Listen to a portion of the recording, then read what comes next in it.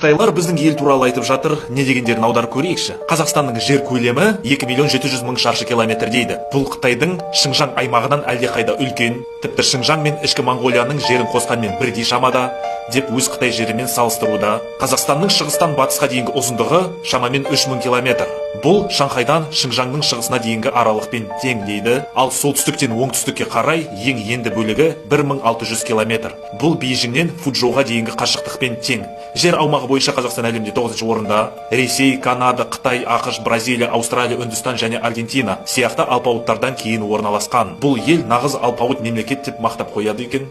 Қазақстанның Еуропа құрлығына кіретін шағын аумағы да бар, яғни бұл Еуразия құрлығына бірдей жататын мемлекет. Еуропаға тиесілі жерінің көлемі 140 мың шаршы километрден асады. Бұл шамамен Қытайдың Аньхоу провинциясының аумағымен тең. Қазақстан әлемдегі ең үлкен ішкі құрлықтық ел, бірақ ол екінші орындағы Моңғолиядан әлдеқайда үлкен. Тіпті Моңғолия мен Қытайдың ішкі Моңғолиясын қоса алғандағы көлеммен бірдей. Бұл екі ішкі құрлықтық ел Еуразия құрлығының ішіндегі екі қос сары уыз секілді. Қазақстан Ресейдің ішін ойып алғандай орналасса, Моңғолия Қытайдың арқасын ойып алған ел тәрізді деп қиялданады екен қытайлықтар. Ішкі құрлықтық мемлекет болса да, Қазақстанның теңізге ұқсас жағалауы бар. Бұл Каспий теңізі. Каспийдің көлемі 371 мың шаршы километр. Бұл Қытайдың Боқай теңізінен 5 есе үлкен. Каспий теңізіне шекаралас 5 мемлекеттің ішінде Қазақстанға тиесілі бөлігі ең үлкені. Мұнда кеме қатынасы дамыған, тіпті әскери теңіз күштері де бар. Каспий арқылы Ресейдің Еділ өзенімен жоғары көтеріліп, Қара теңізге, Балтық теңізіне және Арктикадағы Ақ теңізге дейін жетуге болады. Каспийден бөлек Қазақстанда Қытайдың Цин әулеті кезінде иелігінде болған 3 үлкен көл бар. Балқаш көлі, Зайсан көлі және Алакөл. Соның ішінде Балқаш көлі 18200 шаршы километр алып жатыр. Бұл оны әлемдегі 14-ші ірі көл етеді.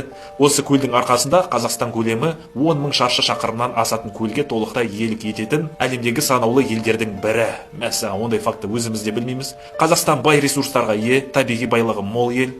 Ішкі құрлықта орналасқанына және шөлейт аймақтардың көптігіне қарамастан, елде 22,5 миллион гектар жыртылатын жер бар. Одан бөлек, мал шаруашылығына жарамды жер көлемі де ауқымды. 2024 жылы Қазақстанның астық өнімділігі 26,7 миллион тоннаға жетіп, орталық Азияда көш бастап тұр. Халқы бар болғаны 20 миллионнан сәл ғана асатын бұл ел жыл сайын астығының 3/1 экспорттайды. Мұнай-газ ресурстарына келсек, Қазақстан әлемдегі ең ірі мұнай-газ белдеуінде орналасқан Парсы шығанағы Каспий теңізі мен Батыс Сібір желісінде. Жыл сайынғы мұнай экспорты 70 миллион тоннаға жетеді. Қазақстан Қытайға жыл сайын шамамен 4 миллиард текше метр табиғи газ жеткізеді. Жер көлемі ұлан-ғайыр, байлығы мол, халқы аз Қазақстан шынында да аспанға қарап үнсіз байитын ірі және тыныш мемлекет деп қояды біз туралы.